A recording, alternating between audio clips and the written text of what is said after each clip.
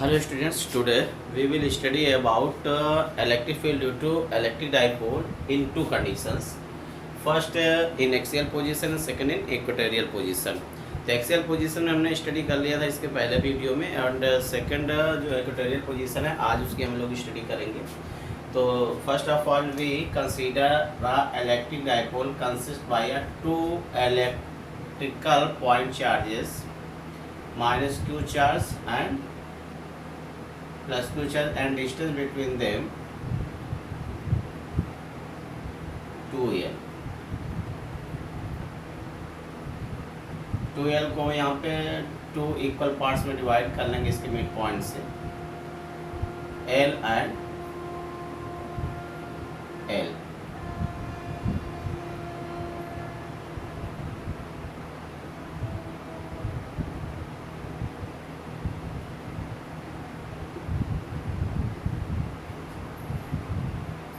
Equatorial line क्या होती है? इसके इलेक्ट्रिक डाइपोल के एक्सेस के मिड पॉइंट से पास होने वाली जो लाइन होती है उसे हम लोग कहते हैं इक्वेटोरियल लाइन. इसी लाइन पे हमें इलेक्ट्रिक फील्ड फाइंड करनी होगी इस इलेक्ट्रिक डाइपोल के कारण. तो first we calculate the electric dipole at the point P due to minus q charge and then after calculate the electric dipole electric field at the point P due to point plus q charge. देखो जब हम minus q charge के द्वारा electric field find करेंगे point P पर तो हमें क्या होना चाहिए? माइनस q से P का डिस्टेंस फाइंड होना चाहिए. सपोज कर लीजिए इसके मिड पॉइंट से एट द पॉइंट P जो डिस्टेंस होगा वो क्या है? r. तो माइनस q से पॉइंट P का डिस्टेंस क्या हो जाएगा? By the Pythagoras theorem r square plus l square. Similarly ये भी डिस्टेंस क्या हो जाएगा? r square plus l square by the Pythagoras theorem. देखिए यहाँ पे क्या है? ये l है और ये r है तो ये होगा ये साइड जो होगी in square root r square plus l square. यहाँ पे देखो आपको प्रीवियस लेक्चर में ही ये भी बताया गया था कि electric field due to a point charge point charge के जो इलेक्ट्रिक फील्ड का फार्मूला होता है इक्वल 1 क्या होता है 4 pi epsilon naught q upon r square. इस फार्मूला का आप यूज करते हैं सिंगल चार्ज के द्वारा किसी भी पॉइंट पे इलेक्ट्रिक फील्ड फाइंड करना. तो इसी फार्मूला का हम यूज करेंगे इस मेथड में. तो यहाँ फाइंड कर लेते हैं electric field at the point P due to minus q charge. तो उसे हम लोग सपोज क्या कर लेते हैं E1. यहाँ पे देखो यार माइनस q चार्ज और ये प्लस q चार्ज दोनों चार्जेस का यहाँ पे मैग्नीट्यूड क्या है? सेम है बट डिस्टेंस भी क्या है? यहाँ पे सेम है. तो दोनों चार्जेस के द्वारा एट द पॉइंट P पर जो इलेक्ट्रिक फील्ड होगा वो दोनों क्या आएगा? सेम आएगा. तो E1 मान लेते सपोज दैट कि माइनस q चार्ज के द्वारा पॉइंट P पर जो इलेक्ट्रिक फील्ड है वो क्या E1 है और प्लस q के द्वारा जो पॉइंट P पर इलेक्ट्रिक फील्ड होगा वो भी क्या होगा? उसे मान लेते हैं E2. बट यहाँ पे E1 और E2 क्या होगा? इक्वल होगा क्योंकि दोनों चार्जेस क्या है? सेम और इनका डिस्टेंस भी क्या है? सेम है. तो इस फार्मूला का यूज करेंगे हम equal 1/4 pi epsilon naught q upon और यहाँ से यहाँ तक का डिस्टेंस क्या हो गया? In square root r square plus l square.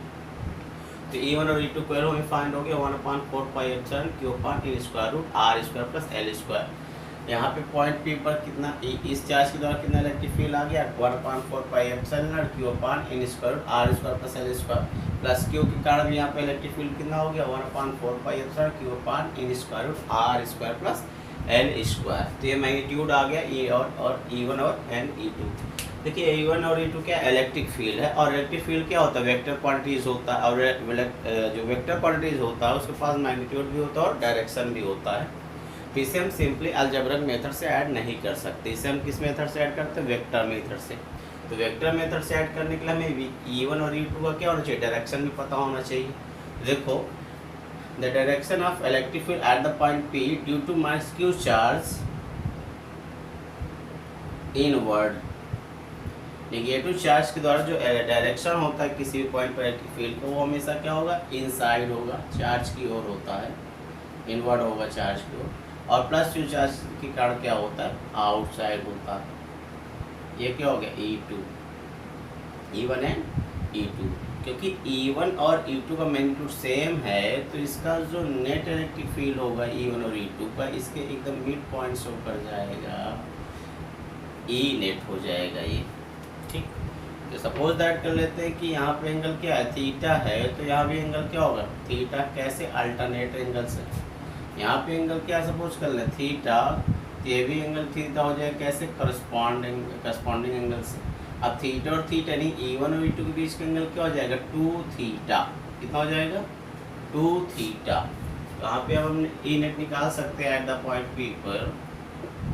E net equal in square root E1 square plus E2 square plus 2E1 E2 cos 2 theta. यहाँ पे देखो E1 और E2 के बीच का एंगल क्या हो गया, 2 थीटा।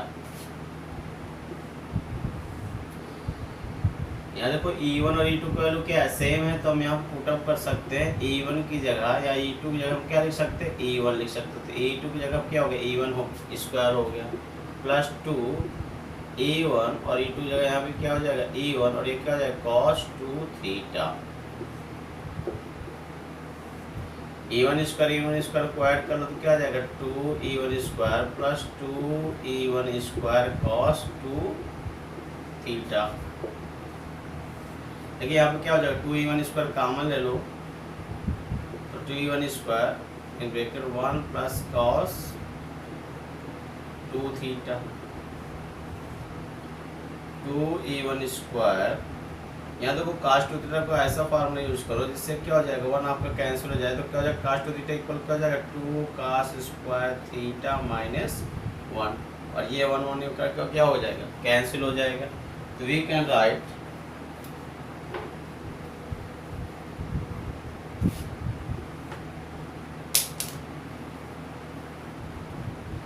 ए नेट इक्वल हो जाएगा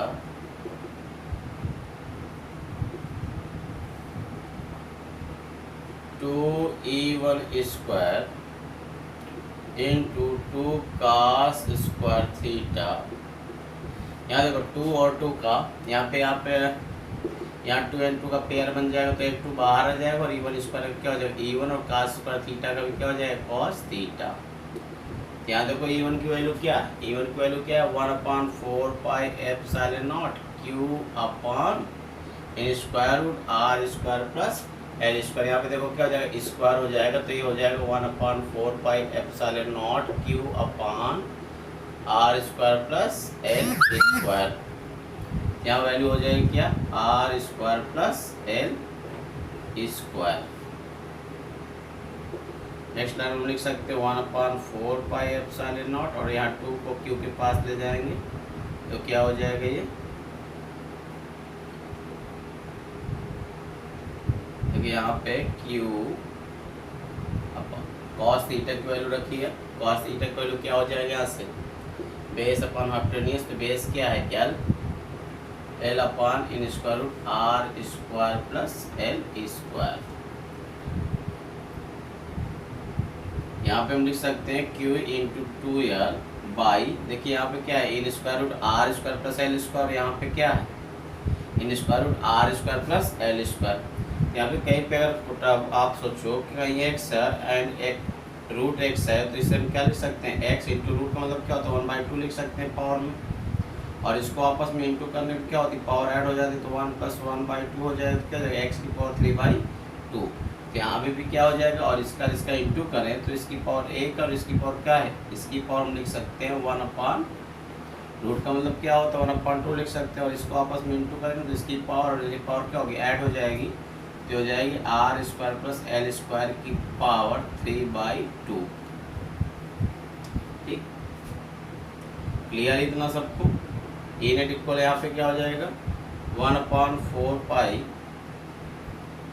epsilon naught Q into 2L को हम लिख सकते हैं P, क्योंकि P क्या होता है, electric dipole moment. Electric P को हम लोग क्या बोलते हैं, इलेक्ट्रिक डाइपोल मोमेंट, और P इक्वल होता है Q into 2L, R square plus L square की पावर क्या हो गया, 3/2। यहाँ पे देखो अगर सपोज दैट, देखो यहाँ से क्या है, यहाँ से यहाँ तक क्या है 2L है, और यहाँ से यहाँ तक कितना है, L है, और R क्या है, ये तो आर के रेस्पेक्ट में एल क्या होता है, बहुत ही छोटा होता है, यानी कि आर के रेस्पेक्ट में एल वेरी स्मॉल होता है, यानी आर या कह सकते हो L is less than R, या कह सकते हो कि R is much greater than L. तो आर के रेस्पेक्ट में एल अगर बहुत छोटा होगा तो हम क्या कर सकते हैं कि एल स्क्वायर को नेग्लिजिबल कर सकते हैं। तो हम लिख सकते हैं E net equal 1/4 pi epsilon naught P upon R square into 3/2, 2 से 2 कैंसिल हो जाएगा, क्या आ जाएगा E net equal 1/4 pi epsilon naught P upon R cube. तो आ गया ई नेट का formula in equatorial position due to electric dipole. तो इलेक्ट्रिक डाइपोल के कारण जो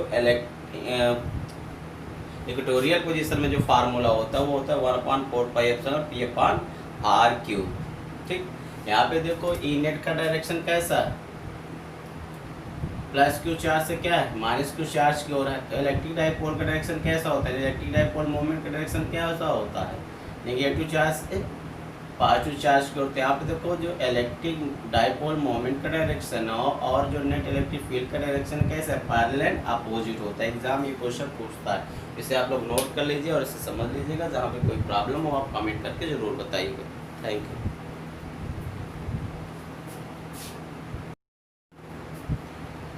Hello students, today we will study about electric field due to electric dipole in two conditions. First in axial position and second in equatorial position. तो axial position में हमने study कर लिया था इसके पहले वीडियो में, एंड सेकंड जो इक्वेटोरियल पोजीशन है आज उसकी हम लोग स्टडी करेंगे। तो first of all we consider the electric dipole consist by two electrical point charges minus Q charge and plus q charge and distance between them 2l। 2l को यहाँ पे 2 इक्वल पार्ट्स में डिवाइड कर लेंगे इसके mid point से, l and l।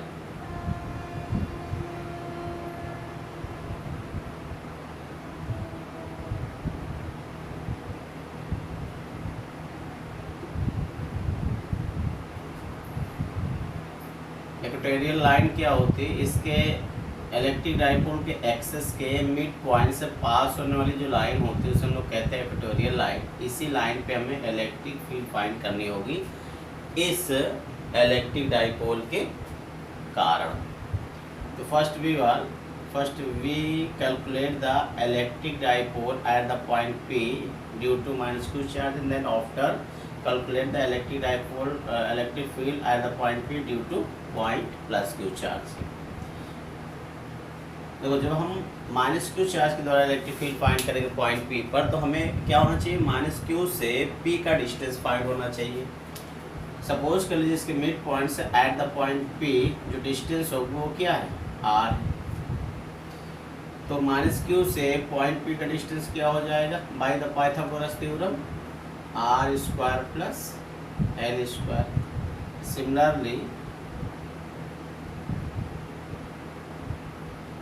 ये भी डिस्टेंस क्या हो जाएगा, are square plus L square by the Pythagoras theorem. देखिए यहाँ पे क्या है, ये एल है और ये आर है, तो ये होगा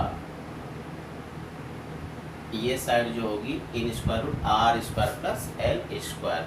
यहाँ पे देखो आपको प्रीवियस लेक्चर में ही ये भी बताया गया था कि electric field due to a point charge, electric field due to a point charge, point charge के जो इलेक्ट्रिक फील्ड का फार्मूला होता है E इक्वल 1/4 क्या होता है 4 pi epsilon naught Q upon R square. इस फार्मूला का आप यूज करते हैं सिंगल चार्ज के द्वारा किसी भी पॉइंट पे इलेक्ट्रिक फील्ड फाइंड करना। तो इसी फार्मूला का हम यूज करेंगे इस मेथड में। यहाँ फाइंड कर लेते हैं electric field at the point P due to minus Q charge. तो उसे हम लोग सपोज क्या कर लेते हैं E1। यहाँ पे देखो यार माइनस क्यू चार्ज और ये प्लस क्यू चार्ज, दोनों चार्जेस का यहाँ पे मैग्नीट्यूड क्या है सेम है, बट डिस्टेंस भी क्या है यहाँ पे सेम है। तो दोनों चार्जेस के द्वारा एट द पॉइंट P पर जो इलेक्ट्रिक फील्ड होगा वो दोनों क्या आएगा, सेम आएगा। तो E1 मान लेते सपोज दैट कि माइनस क्यू चार्ज के द्वारा पॉइंट P पर जो इलेक्ट्रिक फील्ड है वो क्या E1 है, और प्लस क्यू के जो द्वारा जो पॉइंट P पर इलेक्ट्रिक फील्ड होगा वो भी क्या होगा उसे मान लेते हैं E2, बट यहाँ पे E1 और E2 क्या होगा, इक्वल होगा, क्योंकि दोनों चार्जेस क्या है, सेम, और इनका डिस्टेंस भी क्या है, सेम है। तो इस फार्मूला का यूज करेंगे हम, इक्वल 1/4πε0 क्यू अपान, और यहाँ से यहाँ तक का डिस्टेंस क्या हो गया, √r² प्लस l²। तो E1 और E2 को हमें फाइंड हो गया 1/4πε क्यू अपान √r² प्लस l²। यहाँ पे पॉइंट पी पर कितना, इस चार्ज के द्वारा कितना इलेक्ट्रिक फील्ड आ गया, 1/4πε क्यू अपान r² plus l², plus Q के कारण यहाँ पे इलेक्ट्रिक फील्ड कितना हो गया, 1/4πε क्यू अपान r² प्लस l²। तो ये मैग्नीट्यूड आ गया E और E1 और E2। देखिए E1 और E2 क्या इलेक्ट्रिक फील्ड है, और इलेक्ट्रिक फील्ड क्या होता है, वेक्टर क्वांटिटीज होता है, और जो वेक्टर क्वांटिटीज होता है उसके पास मैग्नीट्यूड भी होता है और डायरेक्शन भी होता है। तो इसे हम सिंपली अलजेब्रिक मेथड से ऐड नहीं कर सकते, इसे हम किस मेथड से ऐड करते हैं, वेक्टर मेथड से। तो वेक्टर मेथड से ऐड करने के लिए हमें E1 और E2 का क्या होना चाहिए, डायरेक्शन भी पता होना चाहिए। देखो, the direction of electric field at the point P due to mass q charge inward, negative charge के द्वारा जो डायरेक्शन होता है किसी भी पॉइंट पर इलेक्ट्रिक फील्ड को, वो हमेशा क्या होगा, इनसाइड होगा, चार्ज की ओर होता है, इनवर्ड होगा चार्ज की ओर। और प्लस q चार्ज के कारण क्या होता है, आउटसाइड होता है। ये क्या हो गया, E1 एंड E2। क्योंकि E1 और E2 का मैग्नीट्यूड सेम है, तो इसका जो नेट इलेक्ट्रिक फील्ड होगा E1 और E2 का, इसके एकदम मिड पॉइंट शो कर जाएगा, E नेट हो जाएगा ये, ठीक। तो सपोज दैट कर लेते हैं कि यहाँ पे एंगल क्या है, थीटा है, तो यहाँ भी एंगल क्या होगा, थीटा। कैसे, अल्टरनेट एंगल से। यहाँ पे एंगल क्या सपोज कर ले, थीटा, तो ये भी एंगल थीटा हो जाएगा, कैसे, करस्पॉन्डिंग एंगल से। अब थीटा और थीटा यानी E1 और E2 के बीच का एंगल क्या हो जाएगा, 2 थीटा। कितना हो जाएगा, 2 थीटा। तो यहाँ पे अब हम E नेट निकाल सकते हैं एट द पॉइंट P पर। E net equal E1² plus E2² plus 2E1 E2 cos 2 theta. यहाँ पे देखो E1 और E2 के बीच का एंगल क्या हो गया, 2 थीटा। यहाँ देखो E1 और E2 का वैल्यू क्या है, सेम है, तो हम यहाँ पुटअप कर सकते हैं। E1 की जगह या E2 की जगह हम क्या लिख सकते हैं, E1 लिख सकते हैं। तो E2 की जगह क्या हो गया, E1 स्क्वायर हो गया प्लस 2 E1, और E2 की जगह यहाँ पे क्या हो जाएगा, E1, और ये क्या हो जाएगा, cos 2 थीटा। E1² को ऐड कर लो तो क्या आ जाएगा, 2E1² plus 2E1² cos 2 theta. देखिए यहाँ पे क्या हो जाएगा, 2E1² कॉमन ले लो, तो 2E1² in bracket 1 plus cos 2 theta. 2E1², यहाँ देखो cos 2 थीटा को ऐसा फार्मूला यूज करो जिससे क्या हो जाएगा, 1 आपका कैंसिल हो जाए, तो क्या हो जाएगा, cos 2 थीटा इक्वल क्या हो जाएगा, 2 cos स्क्वायर थीटा माइनस 1, और ये 1 का क्या हो जाएगा, कैंसिल हो जाएगा। तो we can right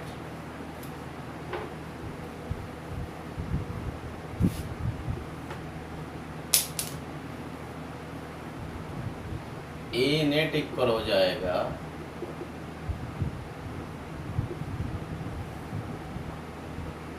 2E1² into 2 cos square theta. यहाँ देखो 2 और 2 का यहाँ पे यहाँ 2 and 2 का पेयर बन जाएगा, तो एक 2 बाहर आ जाएगा, और E1² क्या हो जाएगा, E1 और cos स्क्वायर थीटा का भी क्या हो जाएगा, cos थीटा। यहाँ देखो E1 की वैल्यू क्या है, E1 की वैल्यू क्या है, 1/4πε0 Q अपान r² प्लस l²। यहाँ पे देखो क्या हो जाएगा, स्क्वायर हो जाएगा, तो ये हो जाएगा 1/4πε0 Q अपान r² प्लस l²। यहाँ वैल्यू हो जाएगी क्या, r² plus l²। Next line में लिख सकते हैं 1/4πε0, और यहाँ 2 को Q के पास ले जाएंगे, तो क्या हो जाएगा, ये देखिए यहाँ पे Q अपन cos थीटा की वैल्यू रखी है, cos थीटा की वैल्यू क्या हो जाएगा, यहाँ से बेस अपॉन हाइपोटेन्यूज, तो बेस क्या है, L, L upon in square root are square plus L square. यहाँ पे हम लिख सकते हैं q into two L by, देखिए यहाँ पे क्या है, in square root are square plus L square, यहाँ पे क्या है, in square root are square plus L square. यहाँ पे कहीं पे अगर आप सोचो कि कहीं एक्स है एंड एक रूट एक्स है, तो इसे हम क्या लिख सकते हैं, एक्स इंटू रूट का मतलब क्या होता है 1/2 लिख सकते हैं पावर में, और इसको आपस में इंटू करने में क्या होती है, पावर ऐड हो जाती है, तो 1 + 1/2 हो जाएगा, तो क्या हो जाएगा एक्स की पावर 3/2। तो यहाँ पे भी क्या हो जाएगा, और इसका इंटू करें तो इसकी पावर 1 और इसकी पावर क्या है, इसकी पावर हम लिख सकते हैं 1 अपान रूट का मतलब क्या होता है 1/2 लिख सकते हैं, और इसको आपस में इंटू करेंगे तो इसकी पावर और इसकी पावर क्या होगी, ऐड हो जाएगी, तो हो जाएगी r square plus L square की पावर 3/2। ठीक, क्लियर इतना सबको। ए नेट इक्वल यहाँ पे क्या हो जाएगा 1/4 pi epsilon not Q into 2l को हम लिख सकते हैं पी, क्योंकि पी क्या होता है, electric dipole moment. Electric p को हम लोग क्या बोलते हैं, इलेक्ट्रिक डाइपोल मोमेंट, और पी इक्वल होता है q into 2l r square plus L square की पावर क्या हो गया 3/2। यहाँ पे देखो अगर सपोज दैट, देखो यहाँ से क्या है, यहाँ से यहाँ तक क्या है 2l है, और यहाँ से यहाँ तक कितना l है, और r क्या है ये, तो r के रेस्पेक्ट में l क्या होता है, बहुत ही छोटा होता है, यानी कि r के रेस्पेक्ट में l वेरी स्मॉल होता है, यानी r या कह सकते हो l is less then r, या कह सकते हो कि r is much greater then l। तो r के रेस्पेक्ट में l अगर बहुत छोटा होगा तो हम क्या कर सकते हैं कि l स्क्वायर को नेग्लिजिबल कर सकते हैं, तो हम लिख सकते हैं E net equal 1/4 pi epsilon naught P upon R square into 3/2, 2 से 2 कैंसिल हो जाएगा, क्या आ जाएगा E net equal 1/4 pi epsilon naught P upon are cube. तो आ गया ए नेट का formula in equatorial position due to electric dipole. तो इलेक्ट्रिक डाइपोल के कारण जो इक्वेटोरियल पोजीशन में जो फार्मूला होता है वो होता है 1/4 pi epsilon p upon are cube. ठीक, यहाँ पे देखो ई नेट का डायरेक्शन कैसा है, प्लस क्यू चार्ज से क्या है माइनस क्यू चार्ज की ओर है। तो इलेक्ट्रिक डाइपोल का डायरेक्शन कैसा होता है, इलेक्ट्रिक डाइपोल मोमेंट का डायरेक्शन कैसा होता है, नेगेटिव चार्ज से पॉजिटिव चार्ज की ओर। तो यहाँ पे देखो जो इलेक्ट्रिक डाइपोल मोमेंट का डायरेक्शन है और जो नेट इलेक्ट्रिक फील्ड का डायरेक्शन कैसा है, पैरेलल एंड अपोजिट होता है। एग्जाम ये क्वेश्चन पूछता है, इसे आप लोग नोट कर लीजिए और इसे समझ लीजिएगा। जहाँ पे कोई प्रॉब्लम हो आप कमेंट करके जरूर बताइएगा। Thank you.